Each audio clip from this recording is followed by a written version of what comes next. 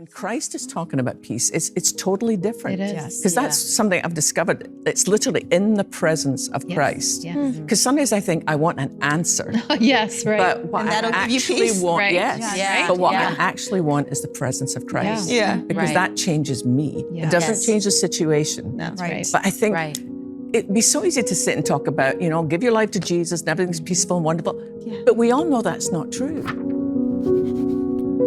Today we're going to talk about the shoes of peace. Yeah. And can you know peace in the midst of whatever is going on? Yeah. And I remember when I was 18, I was accepted into London Theological Seminary. Now, I came from a tiny town on the west coast of Scotland, cobbled streets, just everybody knows everybody, nobody locks their doors. And suddenly I'm getting on a train and I'm going 400 miles away from my family, first time in my life, to this new place. And the amazing thing was my mom was the one who encouraged me to go there. I'd been accepted also into one in Glasgow, which meant I could have stayed home and gone every day.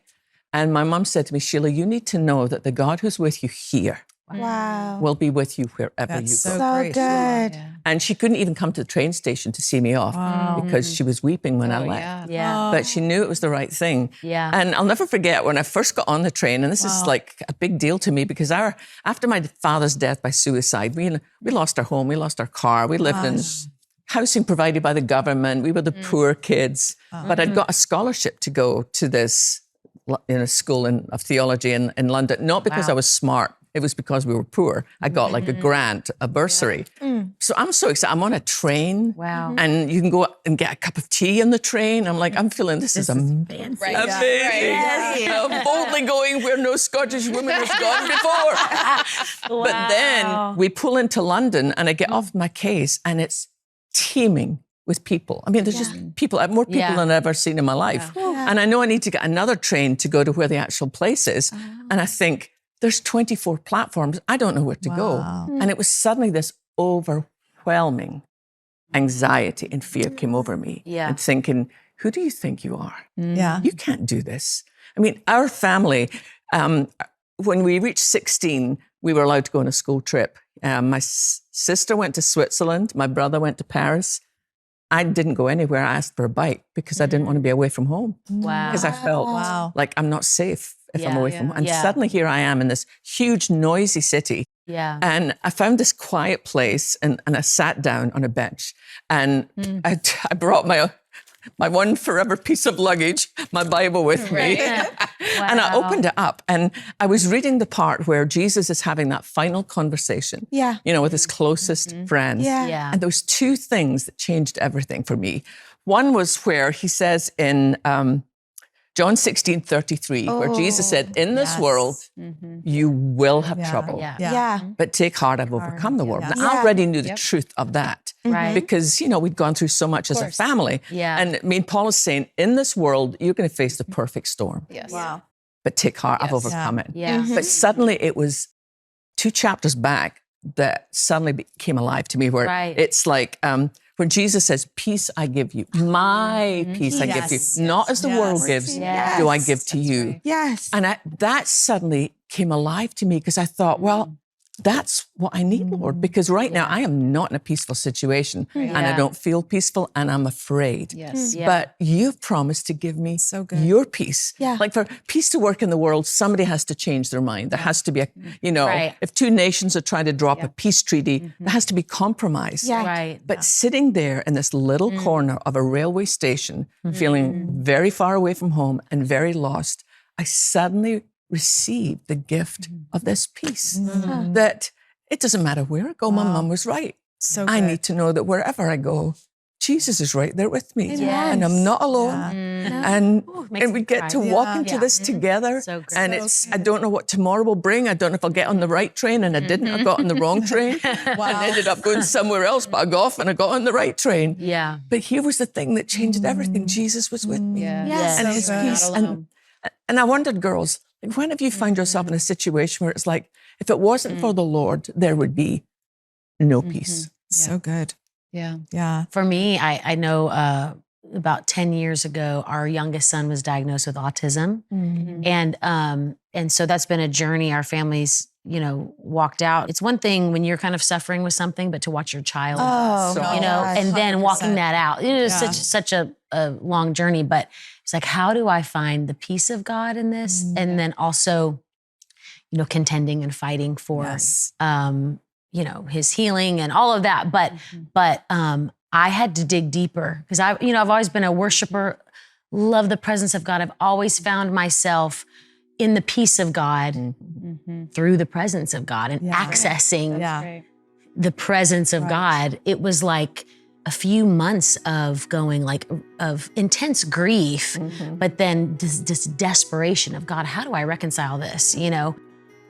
I wholeheartedly believe and know that God's peace really is great enough, strong enough, big enough to carry us through any situation. And I know this because of my experience with the Lord and knowing his peace through tumultuous situations in my family, and knowing that the peace of God, sometimes when we pray and we ask God for whatever miracle, whatever the thing that we're believing for, we don't always see the answer play out the way we imagine in our head, or maybe that miracle doesn't look exactly the way we imagined it would look. But it's just like the Apostle Paul, he prayed and asked God to remove this thorn from his flesh. And God's answer to him was, my grace is sufficient for you. And so that means the grace of God, the peace of God really will carry us through. When he is present with me, I know that I can face anything. And guess what? He lives on the inside of us. But as we've got to cultivate that friendship with God. We've got to cultivate and practice the presence of God so that we can really know the peace of God.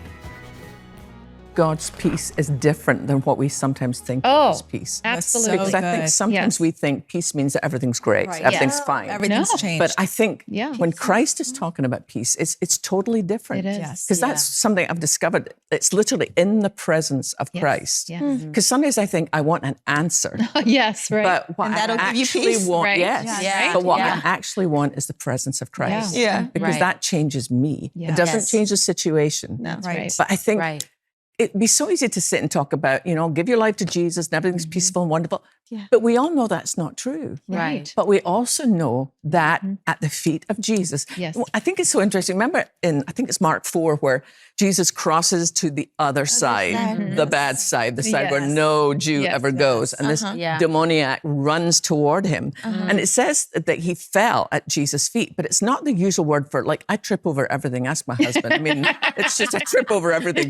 But it's not that word. It's the word as if you would fall in worship. Yeah. And I think, well, why on earth would he do that? Because Jesus has never been there. There's no Instagram or Twitter. Nobody, he doesn't know what the deal is. But I think for the first time in that man's life, he realized that the demons that were possessing him, they knew who Jesus was. And I think for the first time, he felt them go, and step back, and he fell at the feet of Jesus. And when you think of that whole scene, it's like there's pigs flying off the cliff, and the people who owned the pigs thinking, what do I tell the people about the pigs? There's chaos. I mean, the disciples, it's like a 3 Advil day for the disciples. They have no idea.